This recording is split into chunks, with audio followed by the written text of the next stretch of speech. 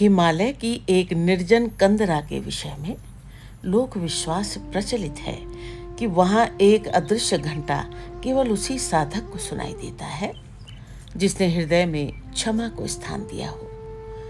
एक युवा पथिक उस रहस्य की खोज में पहुंचा।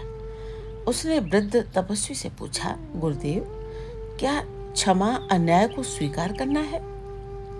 तपस्वी मुस्कुराए, नहीं पुत्र, क्षमा अन्याय का समर्थन नहीं, आत्मा की मुक्ति है। गुफा के मध्य भस्म से बना एक वृत्त था। उसके भीतर दीपक जल रहा था और उसके चारों ओर सर्पाकार रेखाएं, त्रिशूल तथा कमल अंकित थे। तपस्वी बोले, लोक कथाएं इन्हें चेतना, साहस और निर्मल हृदय के प्रतीक मानती है। Forgiveness frees the soul. क्षमा आत्मा को मुक्त कर देती है। युवक ध्यान में बैठ गया। उसे लगा जैसे वर्षों से संचित क्रोध धीरे धीरे हिम बनकर पिघल रहा हो। तभी गुफा में बिना किसी स्पर्श के घंटी गूंज उठी। उसने विस्मित होकर आंखें खोली। तपस्वी ने शांत स्वर में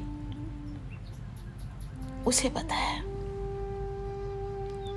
क्षमा सनातन धर्म है। क्षमा ही परम शांति का मार्ग है।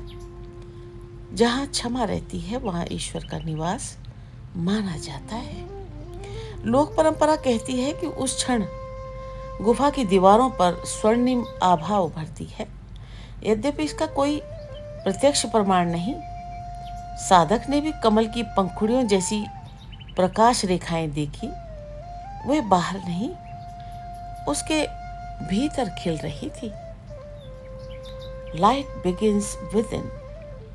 वास्तविक प्रकाश भीतर से आरंभ होता है। तपस्वी बोले, प्रतिशोध स्मृति को भारी बनाता है, क्षमा आत्मा को हल्का करती है। रहस्य शक्ति में नहीं, करुणा में छिपा है। युवक जब पर्वत से उतरा, संसार वैसा ही था, पर उसकी दृष्टि बदल चुकी थी। अब उसे समझ आ गया कि सबसे कठिन विजय किसी शत्रु पर नहीं, अपने क्रोध पर होती है। क्षमा भूलना नहीं, भीतर के विष को त्यागना है। जो क्षमा का दीप जलाता है वही अपने जीवन में सच्चे प्रकाश का स्वागत करता है। राधे राधे।